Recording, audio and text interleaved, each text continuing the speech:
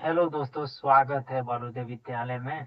मैं आज कक्षा 10 के छात्रों के लिए एक क्लासेस चलाने वाला हूं, जो वरदान साबित होने वाला है। मैथ का पहला चैप्टर, वास्तविक संख्या। क्या आप जानते हैं कि अपने रोजमर्रा की जिंदगी में जिन संख्याओं का प्रयोग करते हैं वे कितने प्रकार की होती हैं? इसमें हम वास्तविक संख्या का जितना भी कंसेप्ट है उसको बहुत ही अच्छे तरीके से कंसेप्ट को क्लियर करेंगे, और एक्सरसाइज हल करने में कोई भी दिक्कत और परेशानी नहीं आने वाला है। तो बने रहिए हमारे वीडियो में, लास्ट तक देखें, जिससे आपको कंसेप्ट एक एक करके मैं क्लियर करूंगा और एक्सरसाइज भी हल करवाऊंगा। तो शुरू करते हैं चैप्टर वास्तविक संख्याएं। तो वास्तविक संख्याएं क्या होती हैं? ठीक है, इसका डिफिनेशन हमने इस पे बोर्ड पे लिख दिया है। परिमेय तथा अपरिमेय संख्याओं के परिवार को वास्तविक संख्या कहते हैं।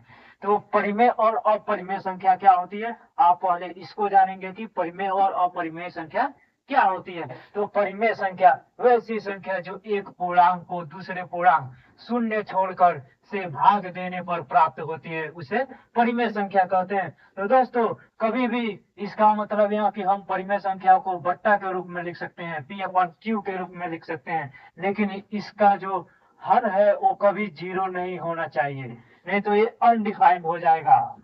ये अनडिफाइंड हो जाएगा और ये अपरिमेय संख्या नहीं कहलाएगी। अब हम शुरू करते हैं अपरिमेय संख्या को। वैसी संख्या जो वर्गमूल चिन्ह के अंतर्गत हो किंतु एक पूर्ण वर्ग ना हो, उसे अपरिमेय संख्या कहते हैं। तो दोस्तों, जैसे एग्जांपल में दिया है √3, √5 और √2/7 इत्यादि। इसका मतलब यह कि कोई भी संख्या वर्गमूल चिन्ह के अंदर हो लेकिन पूर्ण वर्ग ना हो। कुछ ऐसे भी एग्जांपल हैं, जैसे रूट में -3, रूट में -5। यह दोस्तों कॉम्प्लेक्स नंबर में आ जाता है। कॉम्प्लेक्स नंबर जो आप कक्षा 12 के सिलेबस मैथ के बुक में पढ़ेंगे, कॉम्प्लेक्स नंबर, यह कंसेप्ट यहाँ क्लियर नहीं होगा। कक्षा 12 में आपको अच्छी तरह से समझ में आएगा। उसके बाद से हम समझते हैं कि पूर्णांक क्या होता है। तो पूर्णांक का एक छोटा सा डिफिनेशन है, शून्य सहित धनात्मक एवं ऋणात्मक संख्याओं के समूह को पूर्णांक कहते हैं। तो जितने भी नंबर लाइन पे नंबर होती हैं, जीरो के दाहिने तरफ बढ़ते हैं तो पॉजिटिव होती हैं, और जीरो के लेफ्ट हैंड में बढ़ते हैं तो निगेटिव होती है। इन सबको मिला दिया जाए तो क्या कहलाता है? पूर्णांक कहलाता है। जैसे एग्जांपल में दिया है, यहाँ पे एग्जांपल में लिखा गया डॉट डॉट डॉट -6, -5, -4, -3, -2, -1। उसके बाद से 0, 1, 2, 3, 4, 5, 6 डॉट डॉट डॉट।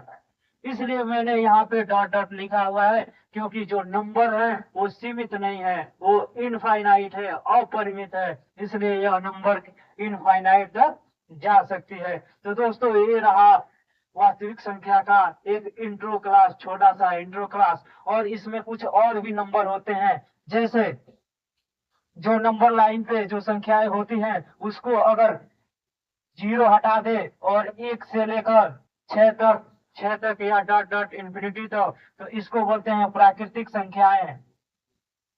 प्राकृतिक संख्याएं। और अगर प्राकृतिक संख्याओं में दोस्तों जीरो को भी शामिल कर ले तो यह हो जाता है पूर्ण संख्या। पूर्ण संख्या। दोस्तों, यह रहा कुछ नंबर की कंसेप्ट जो हमने बहुत ही अच्छे तरीके से क्लियर कर लिया। यह कंसेप्ट आपको एक्सरसाइज को हल करने में बहुत ही वरदान साबित होगा, जिससे आप एक्सरसाइज के प्रश्नों को बहुत ही आसानी तरीके से हल कर लेंगे।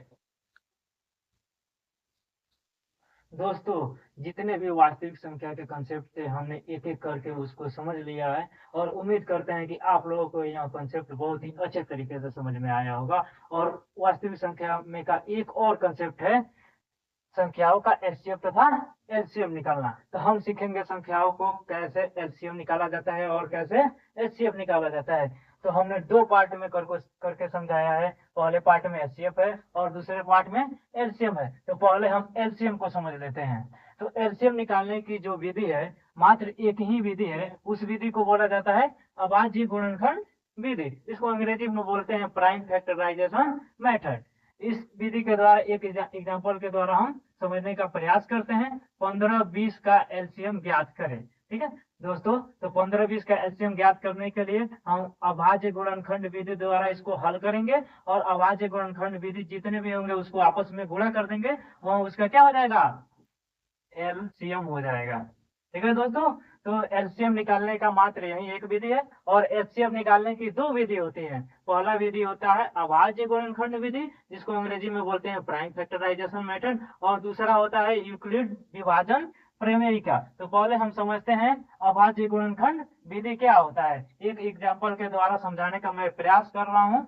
20 तथा 30 का एचसीएफ ज्ञात करें। तो इसमें क्या किया जाता है दोस्तों कि जो अलग अलग संख्याएं हैं उसको अभाज्य गुणनखंड द्वारा उसका गुणनखंड ज्ञात कर दिया जाता है। तो मैंने जो 20 संख्या है उसका अभाज्य गुणनखंड ज्ञात किया है, जो है 2 गुणे 2 गुणे 5 इक्वल टू 20। और जो संख्या 30 है मैंने इसको अभाज्य गुणनखंड विधि द्वारा इसका गुणनखंड ज्ञात किया है, 2 गुणे 3 गुणे 5 इक्वल टू 30। और इसमें जो भी संख्याएं कॉमन है उन संख्याओं को आपस में गुणा कर देंगे तो हमारा क्या निकल जाएगा, एचसीएफ निकल जाएगा। तो देखेंगे दोस्तों, इसमें इस संख्या में और इस संख्या में क्या कॉमन है, यहाँ पे 2 कॉमन है, यहाँ पर भी 2 है, यहाँ 2 है लेकिन इसमें 2 नहीं है, और यहाँ पर 5 है और यहाँ पर भी 5 है। तो एचसीएफ बराबर हो जाएगा 2 गुणे 5 इक्वल टू 10। तो एचसीएफ बराबर क्या हो जाएगा, 10। और दूसरा जो यूक्लिड विभाजन प्रमेय का नियम है, ठीक है, इसको समझने का प्रयास करते हैं। तो यूक्लिड विभाजन ने एक फॉर्मूला दिया था a equal to B Q plus R. इसमें जो a होता है, a बड़ी संख्या होती है,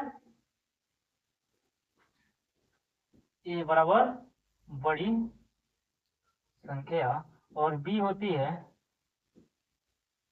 छोटी संख्या। और भाग विधि द्वारा भी एचसीएफ ज्ञात किया जाता है।